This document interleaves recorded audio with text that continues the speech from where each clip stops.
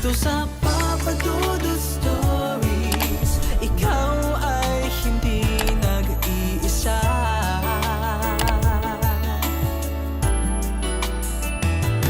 Dito sa Papa Dudut Stories, may nagmamahal sa'yo. Papa Dudut Stories, Papa Dudut Papa Dudut. Sa lahat po ng mga nakatutok ngayon, huwag pong kalimutan mag-like, mag-share at mag-subscribe. Maraming salamat po sa inyong lahat.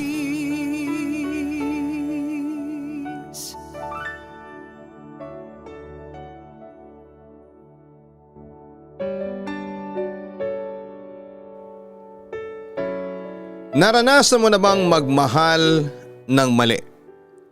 Maling tao, maling oras at maling sitwasyon. Sabi nga kapag puso nang nagsabi ay mahirap na itong suwayin. Marami kasi sa atin ang pinapairal ang puso kesa sa utak. Dahil katwiran nila ay kahit mali ay doon sila magiging masaya.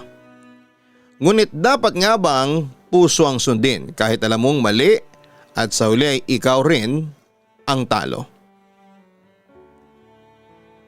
Bago tayo magpatuloy, huwag din kalimutan na mag-subscribe sa Kaistorya YouTube channel at ang Papa Dudut Family YouTube channel. Ang mga link po niyan ay matatagpuan sa homepage ng channel na ito. Dear Papa Dudut, una sa lahat ay hindi po ako nag-share ng kwento ko dahil sa proud ako sa mga naging desisyon ko sa buhay. Dahil ang totoo ay pinagsisisihan ko hanggang sa ngayon ang lahat. Gusto ko lang pong iparating sa lahat lalo na sa mga babaeng kagaya ko na huwag akong tutularan dahil masasaktan lamang kayo at makakapanakit pa kayo ng ibang tao. Itago nyo na lamang ako sa pangalang Aifa. Hindi naging maganda ang childhood memories ko dahil nasaksihan ko kung paano kami iniwan ng tatay namin para sa ibang babae. Nakita ko kung paano nagmakaawa ang nanay ko sa tatay ko na huwag kaming iwanan. Pero wala siyang nagawa para pigilan si tatay. Simula nang umalis si tatay ay hindi ko na siya nakita kahit na kailan. Kahit ngayong oras ay wala akong alam kung nasaan na ba siya o kung buhay pa ba siya. Ang pangyayaring yon sa buhay ko ang nagbigay sa akin ng trauma na baka iwanan din ako ng lalaking mamahalin ko. Kaya sa tuwing nakikipag-break sa akin ang mga naging boyfriend ko ay nagmamakaawa ko sa kanila. Takot na takot kasi akong maiwanan ng lalaki. Papa Dudut, kaya kung minsan kahit na alam kong niloloko nila ako ay nagbubulag-bulagan ako. Okay lang sa akin na niloloko ako basta ang importante ay ako pa rin ang inuuwian. Kagaya na lamang ng nangyari sa akin noong naging boyfriend ko si Joshua. 3 months pa lamang ay nalaman ko na nambababae siya. Nagtiis ako kahit nasasaktan ako. Hindi ako nagsasalita na alam ko ang kalokohan niya. Katwiran ko pa ay masaya naman ako kapag kasama siya. Akala ko ay magiging okay ang lahat sa amin pero isang araw ay bigla siyang nakipaghiwalay sa akin. At umamin na may mahal na siyang iba. Umiyak ako. Nagmakaawa. Sinabi ko na okay lang kahit dalawa kami na girlfriend niya basta wag niya akong iiwanan. Pero talagang desidido na si Joshua na iwanan ako kasi nabuntis na pala niya yung babae. Doon na ako bumitaw. Kahit masakit para sa akin na pakawalan siya. After ng breakup namin ni Joshua ay naisip ko na wala ng lalaki ang magmamahal sa akin nang hindi ako iiwanan. Kapag nasasaktan ako sa pag-ibig ay takbuhan ko ang kaibigan ko na si Tony. Siya ang palaging nakikinig sa akin at paulit-ulit niyang sinasabi na maging matalino naman ako sa pagpili ng lalaki. At huwag kong ibigay ang lahat. Hindi raw porket mahal ko ay hinahayaan ko nang saktan nila ko. Pero siya rin ang nagsasabi na huwag akong mawawala ng pag-asa. Na makakatagpo din ako ng isang lalaki na mamahalin ako. Yung mamahalin ako ng tama at hindi ako lolokohin. Isang lalaki na nakalaan sa akin at hindi ako iiwanan. Deserve ko raw na mahalin ng tama at itrato ng tama. Ang totoo ay pinanghihinaan na ako ng loob dahil sa parating ganon ang nangyayari sa akin, Papa Dudut. Sa una masaya, pero after ng ilang buwan ay iiwan din ako. Parang paulit-ulit na ang nangyayari. Kaya nag-decide ako na huwag na munang makipagrelasyon at mag-focus muna sa sarili ko. Kumbagay self-love muna, Papa Dudut. Pero nasirang self-love era ko nang hinimok ako ni Tony na gumamit ng isang dating app na ginagamit niya ng panahon na yon. Dahil sa bored ako ay nag-install ako ng app na yon sa cellphone ko at doon ko na nakilala si Hector. Masaya siyang ka-chat at nararamdaman ko kagad ang connection naming dalawa kahit 5 years ang tanda niya sa akin. Nung una ay hanggang chat lamang kami hanggang sa nagkasundo kami na mag-meet sa isang mall. Unang kita ko pa lamang sa kanya ay may nararamdaman na agad ako. Very gentleman siya at inihatid pa niya ako sa apartment ko after ng first date namin. Kilig na kilig pa nga ako nang ikwento ko kay Tony ang mga nangyari sa aming date ni Hector. Makalipas ang ilang araw ay umamin na si Hector sa akin na may gusto siya sa akin. Magkausap kami noon sa cellphone niya nang sabihin niya yon. Siyempre natuwa ako at kinilig. Kasi may gusto rin ako sa kanya. Pero medyo nagpigil ako kasi baka kagaya rin siya ng mga naging ex ko na sa una lang mabait. Pero kapag kami na ay lalabas na ang totoong kulay. Ngunit nakuha ni Hector ang tiwala ko nang maging honest siya tungkol sa isang bagay. May anak na ako, Aifa. Actually, dalawa sila. Isang babae at isang lalaki. Ang sabi ni Hector habang magkausap kami sa cellphone. May asawa ka na? Nakikipag-date ka sa akin kahit may asawa ka na? Hindi makapaniwalang turan ko. Yes, may asawa na ako. Pero matagal na kaming hiwalay. May boyfriend na siya ngayon at matagal na sila. Pero hindi ko pa rin naman kinakalimutan ang obligasyon ko sa anak namin. Sana hindi magbago ang tingin mo sa akin after nang inamin ko sa iyo. Ang sabi pa ni Hector. To be honest, mas lalo akong humanga sa iyo, Hector. Dahil sa pagiging honest mo. Sobrang na-appreciate ko yon. Ang wika ko. Thank you. Akala ko kasi madidisappoint ka sa akin kapag nalaman mo na meron na akong mga anak. Sorry din kung ngayon ko lang nasabi sa iyo kasi natakot talaga ako. Aniya. Dahil sa pagiging honest ni Hector at sabi niya ay matagal naman na silang hiwalay ng asawa niya ay sinagot ko na siya. Papa Dudut, ipinakilala ko pa siya kay Tony at ang sabi ni Tony ay baka magkaroon ako ng problema kasi hindi pa legally separated si Hector sa misis nito. Ang sabi ko naman ay may jowa na ang misis ni Hector. At sabi rin ni Hector ay on process ng annulment papers nila ng asawa niya. Wala rin daw akong dapat na ikatakot dahil wala nang pakialam ang asawa niya kahit meron pa siyang girlfriend. Tinanong ko si Hector kung bakit sila naghiwalay ng misis niya. Ang sagot niya ay palagi silang nag-aaway sa napakaraming bagay at hindi na sila nagkakasundo.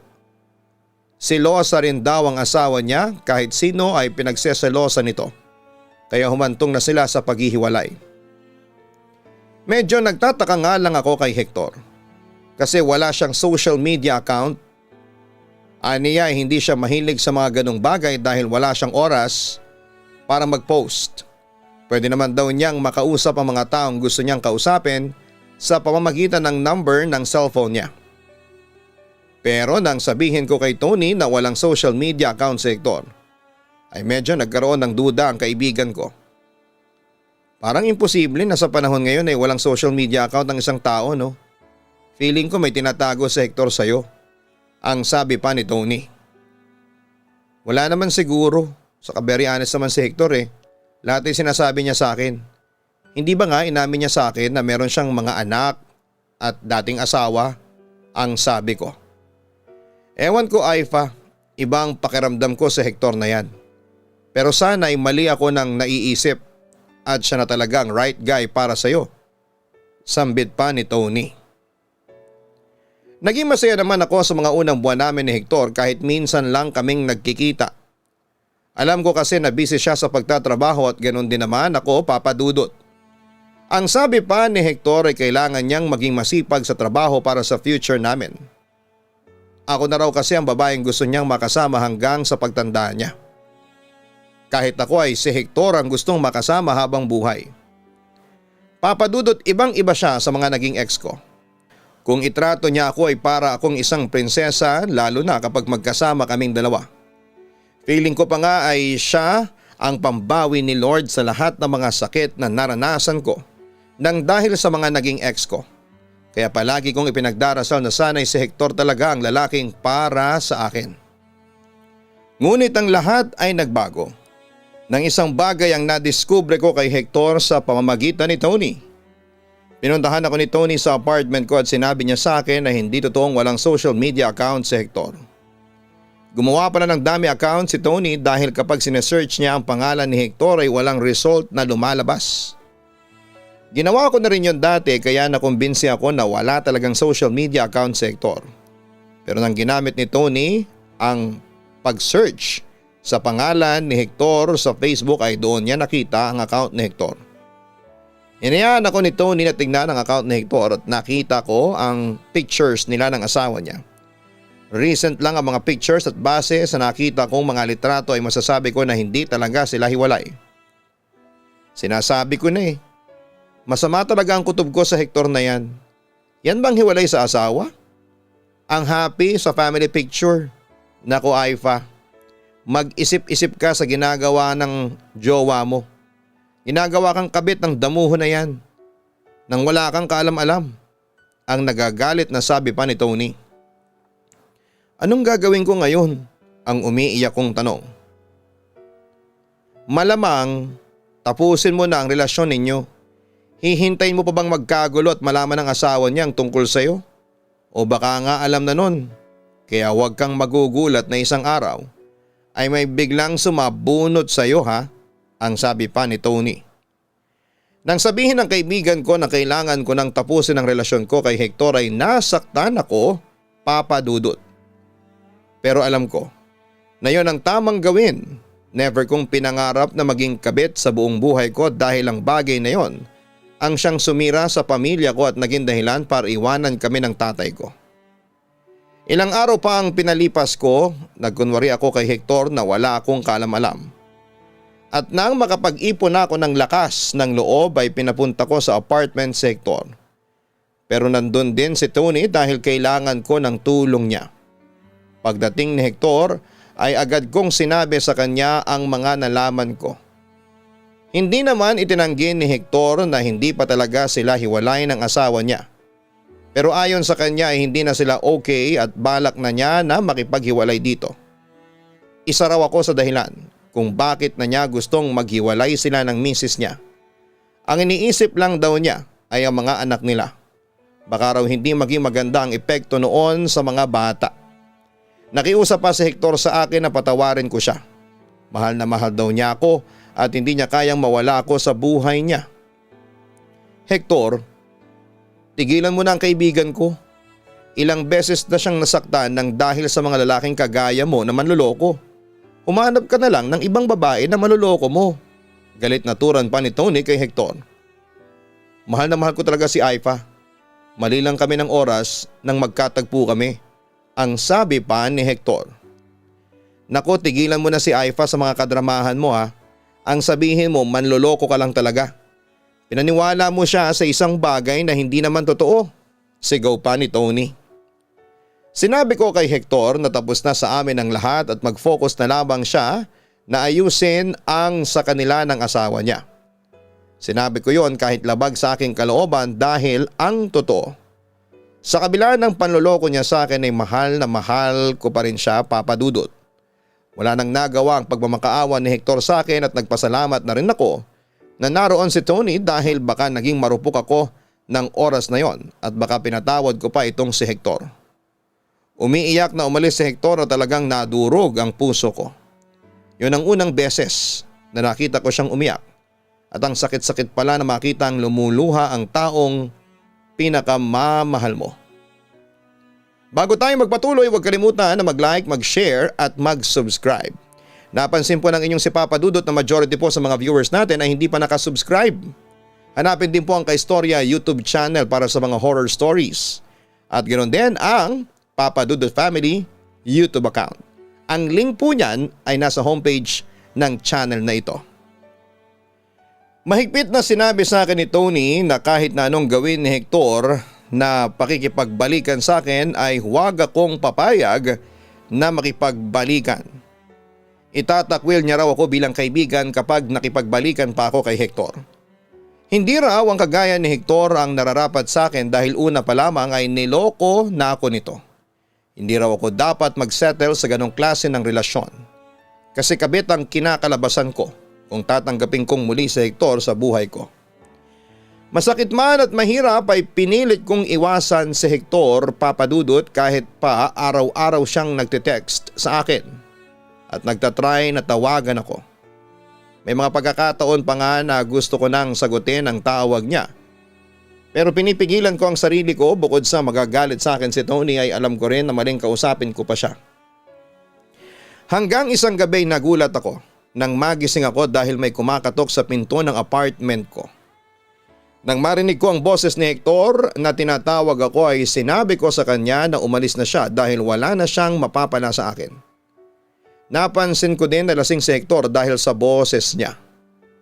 Pero lumambot ang puso ko nang sabihin ni Hector na meron siyang sugat sa ulo. Nag-alala ako ng sobra kaya binuksan ko na ang pinto at napayak ako nang makita ko na dumudugo nga ang noo niya. Umabot ang dugo sa muka at damit niya, Papa Dudut. Tinulungan kong pumasok sa apartment ko ang lasing na si Hector at pinaupo ko pa siya. Ayon sa kanya ay nakuha niya ang sugat niya sa noo nang umakyat siya sa gate ng apartment ko at napasubsob siya sa lupa. Tumama daw sa matulis na bato ang noo niya. Naisip ko na hindi ko siya pwedeng pabayaan sa lagay na yon. Lasing siya at may sugat pa. Nilinis ko ang sugat niya at nilagyan niyo ng band-aid nang umampat na ang pagdurugo. Pinaliguan ko rin siya kasi ang dumi niya at pinahiram ko muna siya ng malaking t-shirt at shorts ko. Hindi ko siya mapaalis dahil baka kung ano pang mangyari sa kanya. Makukonsensya pa ako kapag napahamak siya sa daan. Aifa, patawarin mo ako kung hindi ako naging tapat sa iyo. Natatakot kasi ako na mawala ka sa akin. Pero isa lang ang sigurado ako. Mahal na mahal kita. Mahal na mahal at ikaw ang babaeng gusto kong makasama sa panghabang buhay. Ang sabi ni Hector habang umiiyak. Hector, mali kasi ito eh. Hindi tayo pwede. May asawa ka pa at kapag tinanggap ko ulit siya ay lalabas na kabit mo ako. Maging ako ay umiiyak na rin.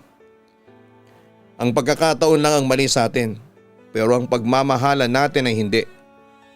Alam kong mahal mo pa rin ako, Aifa, at mali ka rin sa sinasabi mo na kabit kita dahil meron akong pagmamahal sa iyo. Kung parausan lang kita, kung parausan lang ang tingin ko sa iyo, ay saka mo sabihin na kabit kita. Paliwanag pa ni Hector. Nang hindi na ako magsalita ay niyakap at hinilikan ako ni Hector. Hindi ko magawang magpumiglas dahil gusto rin yon ng puso ko.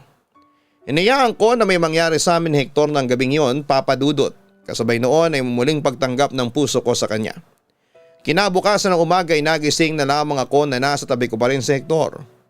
Nang magising siya ay tinanong niya ako kung kami na ba ulit at sinabi kong oo. Doon ko na-realize na maling pinapasok ko si Hector sa apartment ko ng nakaraang gabi. Dapat ay tiniis ko na lamang siya. Dahil kasi sa ginawa kong yun ay tinalo ng puso ko ang aking utak. Mas nanaig na sa akin ang kagustuhan kong makasama si Hector kahit alam kong maling-mali yun. Paano pala si Tony? Sigurado ko na magagalit siya kapag nalaman niya na tayo na ulit. Ang sabi ni Hector habang nag-aalmusal kami. Hindi ko na muna sasabihin sa kanya. Pero Hector, ano ba talaga ang plano mo para sa atin? Ganito na ba tayo sa panghabang buhay? Magtatago? Tanong ko. Siyempre hindi, gagawin ko ang tama. Ang lahat para sa ating dalawa. Nag-iipon lang ako ng lakas ng loob para hiwalayan ang asawa ko. Kaya wala kang dapat na ipag-alala. Ang gusto ko lang na hingin sa iyo ay ang tiwala at pangunawa mo, Aifa. Madamdaming pahayag pa ni Hector. Sa pagkakataon na yon, ay napaikot ako ng matatamis na salita ni Hector Papadudot. Aminin ko na hindi ako nag-iisip ng tama at pinakinggan ko ang sinasabi ng puso ko kahit alam kong mali yon. Sabihin man ni Hector na hindi niya ako kabit kasi mahal niya ako ay ganon pa rin yun. Masakit man at tanggapin ay kabit talaga ako. Ang sabi ni Hector ay nais niyang bumawi sa akin sa lahat ng sakit na ibinigay niya sa akin.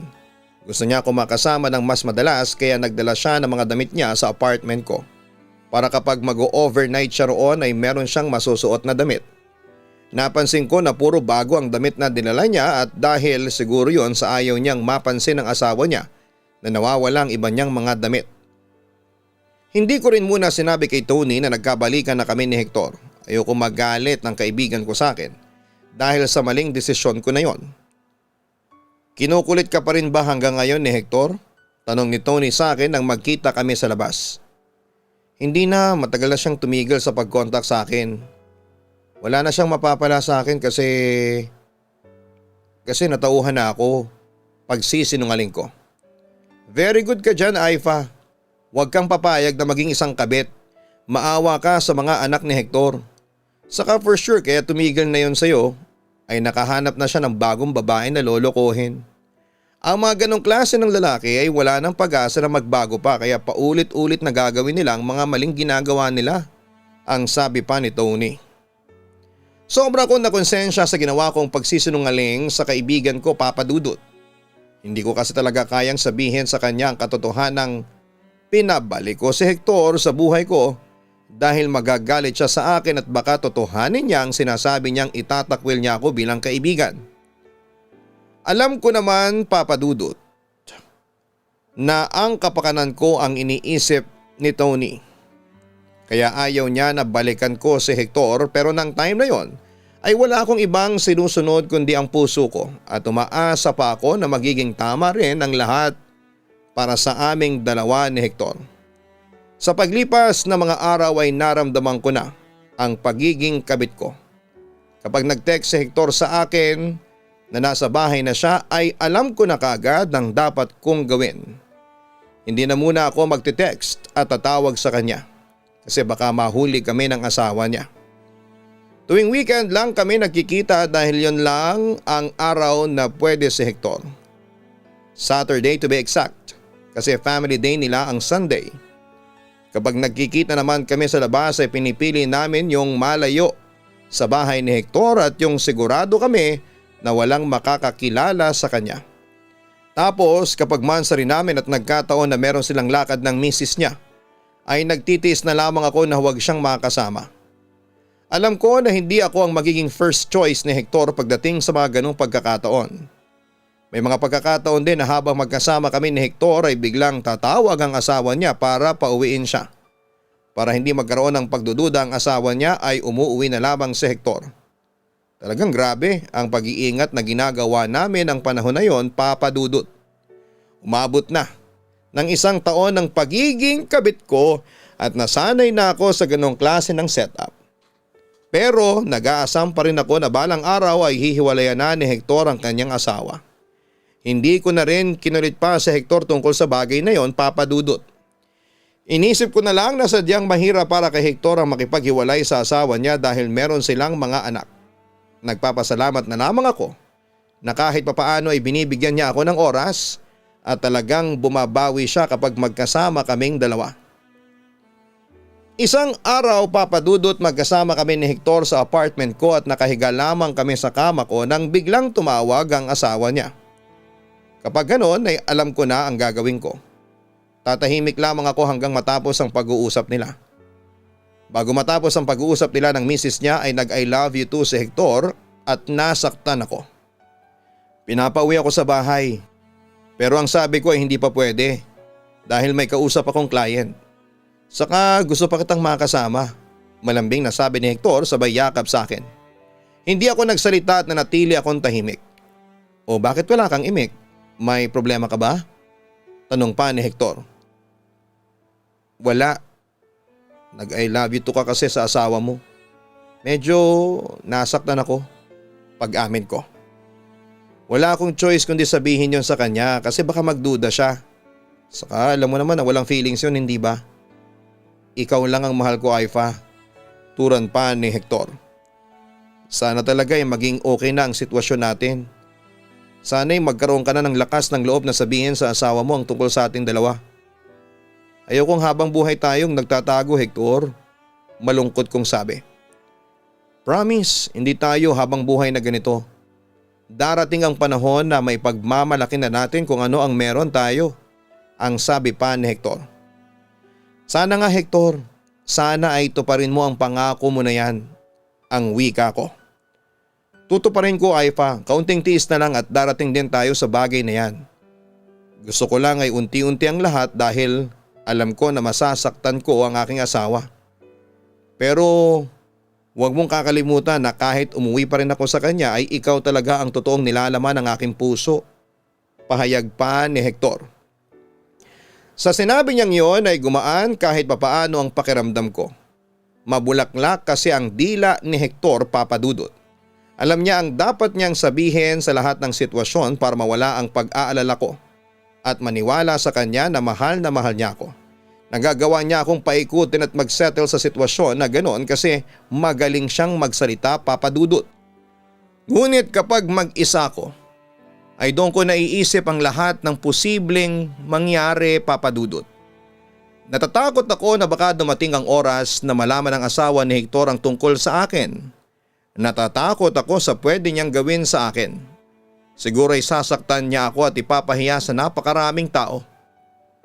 Marami na rin kasi akong nakikitang post sa Facebook, yung pinopost ng legal wife, ang kabit ng asawa nila. Nababasa ko ang mga masasakit na salita na comment ng mga tao sa kabit at hindi ko rin naman masisisi ang isang misis kung mag-post sila ng ganon dahil sa galit at nasasaktan sila. Aware din ako na maaaring dumating ang oras na mangyari yon sa akin, Papa Dudut. Pero talagang wala akong ibang nasa utak kundi ang pagmamahal ko kay Hector. At kung paano niya ako itrato kapag magkasama kami. Iniisip ko na lamang na kapag magkasama kami wala akong kahati sa kanya at ako lang ang babae sa buhay niya. Mas pinili kong mabuhay sa ilusyon kesa sa masakit na katotohanan. Alam ko na marami sa mga nakikinig ngayon ang may masasabi ng masasakit na salita sa akin at tanggap ko yon, Papa Dudut. Naintindihan ko.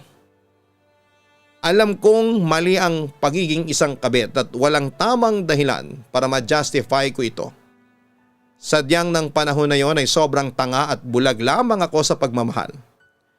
Naroon pa rin kasi ang takot ko na maiwan ng lalaking mahal ko kaya nagtitiis ako sa isang relasyong mali.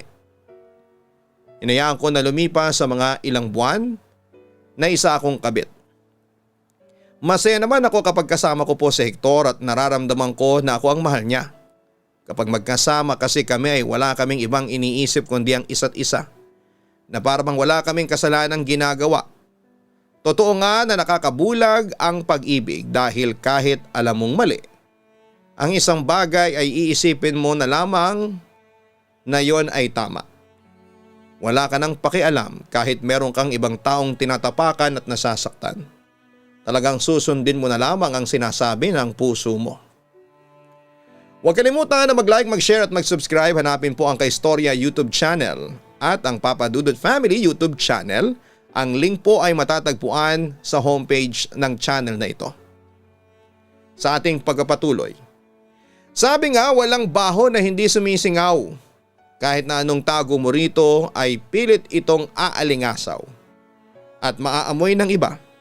Kagaya ng isang sekreto na kahit na anong tago mo ay malalaman at malalaman pa rin. Isang umaga na sorpresa ako nang pumunta si Tony sa apartment ko. Aniya wala siyang pasok sa trabaho at gusto niyang tumambay doon. Papunta sana si Hector sa apartment ko sa araw na yon kaya agad ko siyang tinext. At sinabi ko na huwag na muna siyang tumuloy dahil naroon si Tony. Sasabihin ko na lang sa kanya kapag nakalis na ang kaibigan ko. Ang akala ko ay sandali lang si Tony pero inabot na siya ng lunch sa apartment ko kaya nagluto na ako ng ulam naming dalawa. Hindi na niya naitanong si Hector sa akin kaya naisip ko na inakala niya talaga na tapos na ang lahat sa amin ni Hector. Habang kumakain kami ni Tony ay nag-request siya sa akin na bumili ako ng soft drinks. Pinagbigyan ko si Tony at lumabas muna akong sandali. Pagbalik ko sa apartment ay nagtaka ako kasi wala na sa dining table ang kaibigan ko. Kinabahan ako. Nagpunta ako sa kwarto at doon ko nakita si Tony. Binuksan niya ang cabinet ko at nakita niya roon ang mga damit ni Hector. Akala ko ba tinigilan mo na si Hector, Aifa? Ano to mga damit ng lalaki dito? Disappointment na tanong pa ni Tony. Anong Hector? Hindi kay Hector ang mga yan. May bago kong jowa. Sa jowa ko yan. Sabi ko sabay tawa. Pwede ba Aifa? Huwag ka na magsinungaling sa akin. Tama palang kutob ko kaya palagi kang hindi sumasama sa akin. Ay nagkikita pa rin kayo ng Hector na yon. Hindi ka pa talaga nag-iisip? Galit na turan pa ni Tony. Sa pagkakataon na yon ay alam kong wala na akong pwedeng itago sa kaibigan ko, Papa Dudut. Useless kung magsisinungaling pa ako dahil malakas talaga ang kutob niya. Akala ko kasi ay kaya kong wala si Hector sa buhay ko pero hindi pala, Tony. Nangako siya sa akin. Hihiwalayan na niya ang asawa niya para sa akin. Ang sabi ko kay Tony. At talagang natutuwa ka na hihiwalayan niya ang asawa niya para sa iyo, ha? Wow! Kabit na talaga ang style mo ngayon. Parang hindi na kita kilala, Aifa. Ayusin mo nga yung desisyon mo sa buhay, layuan mo na si Hector bago ka pa magsisi, ang sabi pa ni Tony. Sorry pero hindi ko na siya kayang layuan. Mahal na mahal ko na siya, Tony. Hindi ko siya kayang mawala sa akin kahit pa kabit lang ako. Umiiyak kong sabi sa kanya. Okay, kung yan ang gusto mong mangyari sa buhay mo, go ka lang. Hindi ako makikialam sa iyo pero natatandaan mo naman siguro ang sinabi ko dati, hindi ba? Kapag pinush mo pa ang relasyon mo kay Hector ay itatakwil kita at seryoso ako sa mga sinabi kong yon. Kaya nga simula ngayon na hindi na tayo magkaibigan, Aifa. Ayoko magkaroon ng kaibigang kabit at kinukonsinti ang paninira ng pamilya ng isang lalaki. Nakakadiri ka eh. Ang galit na sabi ni Tony at umalis na siya sa apartment ko. Nasaktan ako sa pagtatapos ng pagkakaibigan namin na yon ni Tony. Matagal ko siyang nakasama. Marami na kaming pinagdaanan at ang maling desisyon ko lang pala sa pag-ibig ang maghihiwalay sa aming dalawa. Hindi ko na hinabol pa si Tony dahil alam kong sobra siyang galit sa akin. Alam ko rin na gusto niyang mapabuti ang buhay ko kaya ayaw niya kay Hector para sa akin. Pero mahal na mahal ko talaga si Hector, Papa Dudut. Kaya kinailangan kong isakripisyo ang pagkakaibigan namin ni Tony para lang hindi mawala si Hector sa akin.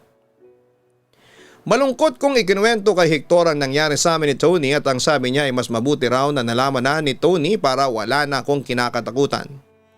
At least daw ay hindi ko na kailangan pang magsinungaling sa kaibigan ko. At kung inaakala ni Hector na wala na akong kinakatakutan, ay nagkakamali siya. Hindi niya yata alam na natatakot pa rin ako kapag nalaman ng asawa niya ang tungkol sa aming dalawa. Nagpatuloy pa ng ilang buwan ang relasyon namin ni Hector habang si Tony ay hindi na talaga ako kinakausap pa. Nung una ay sinisikap ko pang ayusin ang sa amin ni Tony pero hindi na niya talaga ako pinapansin hanggang sa blinak na niya yata ang number ko kasi hindi ko na siya matawagan pa. Maging sa mga social media account niya ay blinak na rin niya ako. Kaya tinanggap ko na lamang na hanggang doon na lamang talaga ang pagkakaibigan naming dalawa at kasalanan ko kung bakit humantong kami sa ganon dahil hindi ko sinunod ang kaibigan ko na ang iniisip ay ang aking ikabubuti. Malaking kawalan si Tony sa akin, Papa Dudut. Siya kasi ang nag-iisa kong kaibigan. Kaya nawalan ako ng taong matatakbuhan ko.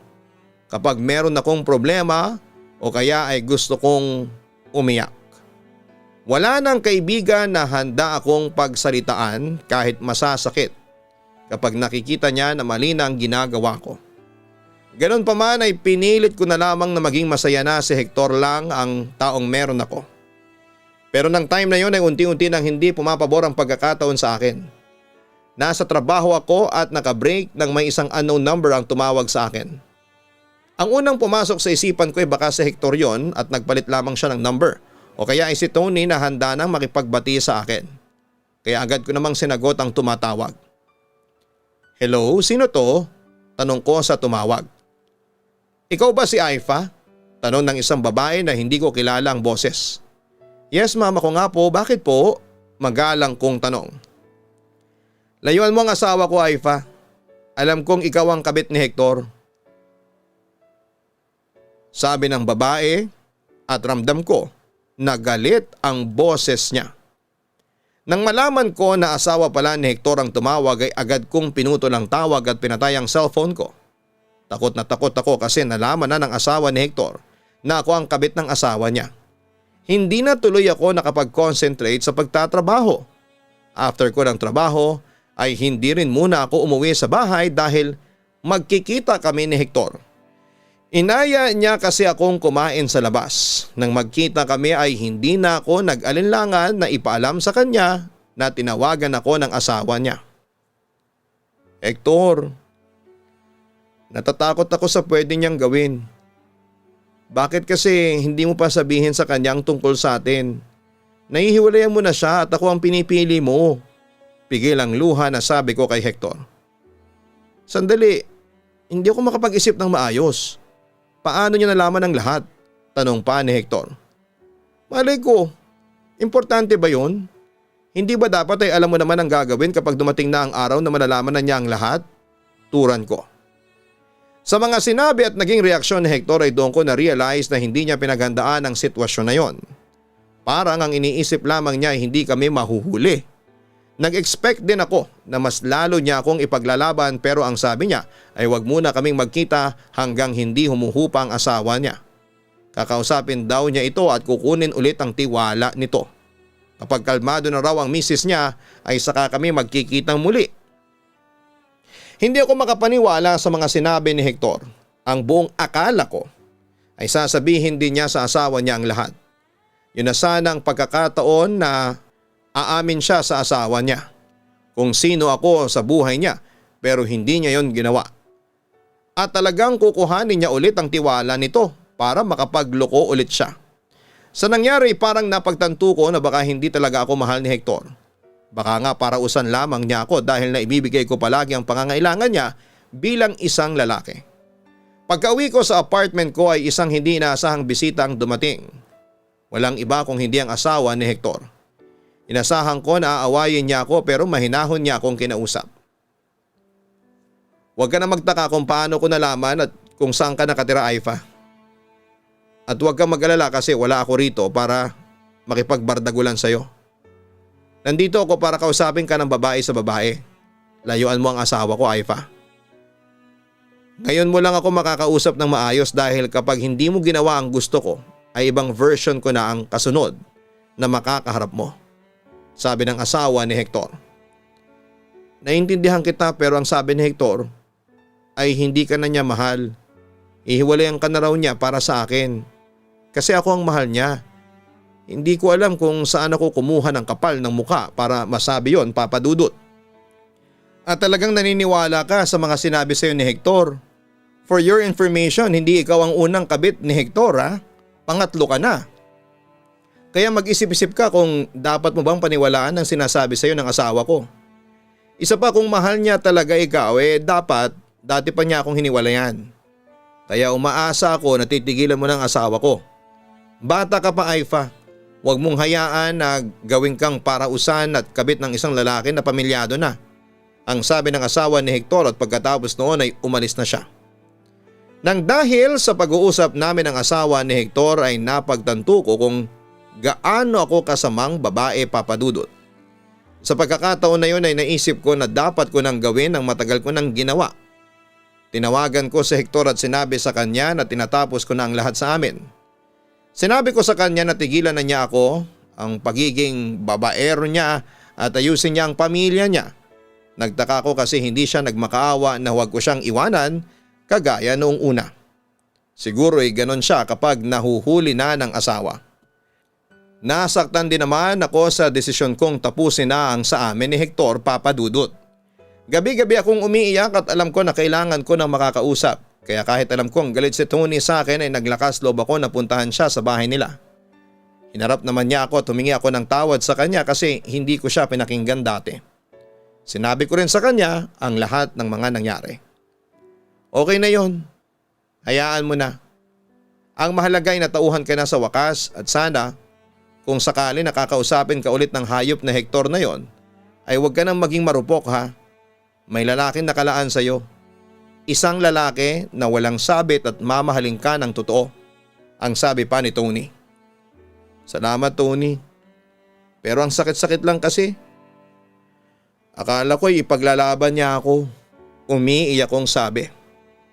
Patunay lang yan na hindi ka niya mahal. Saka pasalamat ka at hindi ka sinabunutan ng asawa ni Hector. Kasi kung gagawin niya yon ay deserve mo naman talagang masabunutan. Pabiru pang sabi ni Tony. Simula noon ay hindi na talaga nagparamdam sa akin si Hector.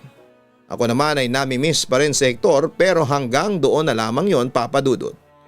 Ayoko nang makita at makausap siya. Tama si Tony, may tamang lalaking nakalaan para sa akin. At naniniwala ako na darating siya kapag handa na muli na magmahal ang aking puso. Alam ko na hindi pa huli ang lahat para itama ang pagkakamaling nagawa ko sa past ko. At gagawin ko ang lahat para hindi na ako mapuntang muli sa ganong sitwasyon.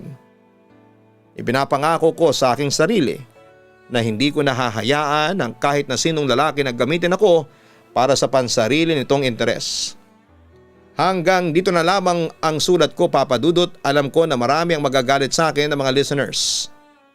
Pero gaya ng sinasabi ko kanina ay naiintindihan ko naman sila. Maraming salamat po at sana po ay patuloy ka pang i-bless ng ating Panginoong Diyos, Papa Dudut. Nakasubscribe na rin po ako sa Kaistorya YouTube channel dahil po sa mga horror stories doon. Ganon din sa Papa Dudut Family YouTube channel. Yan po ay bilang suporta ko sa iyo. Lubos na nagmamahal, Aifa.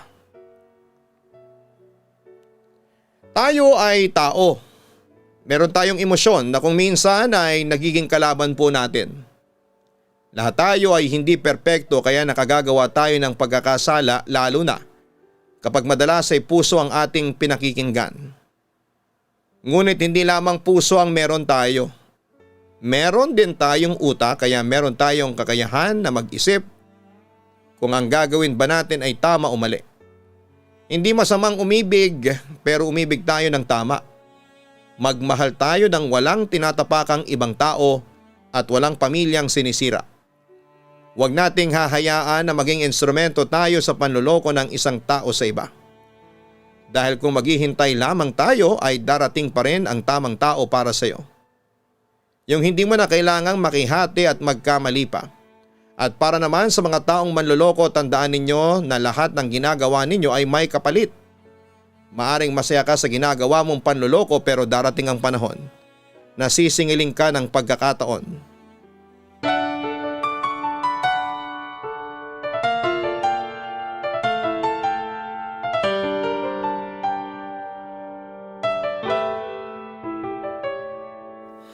Ang buhay ay mahiwaga,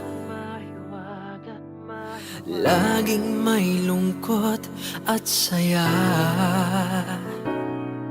Sa Papa Dudut Stories, laging may karamay ka.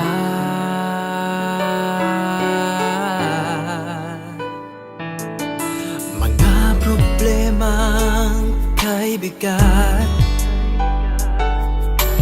dito ay pakikinggan ka.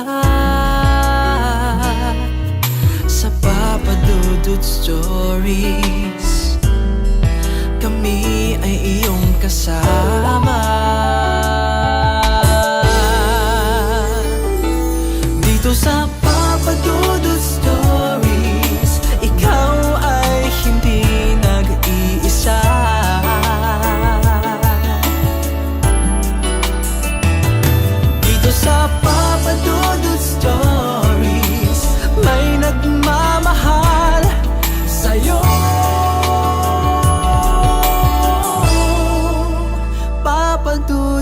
Stories. Papa Dudut Stories.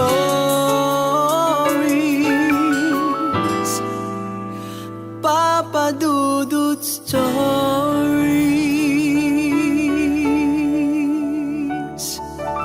Hello mga ka-online, ako po ang inyong si Papa Dudut. Huwag kalimutan na mag-like, mag-share at mag-subscribe. Pindutin ang notification bell para mas maraming video ang mapanood ninyo. Maraming salamat po sa inyong walang sawang pagtitiwala.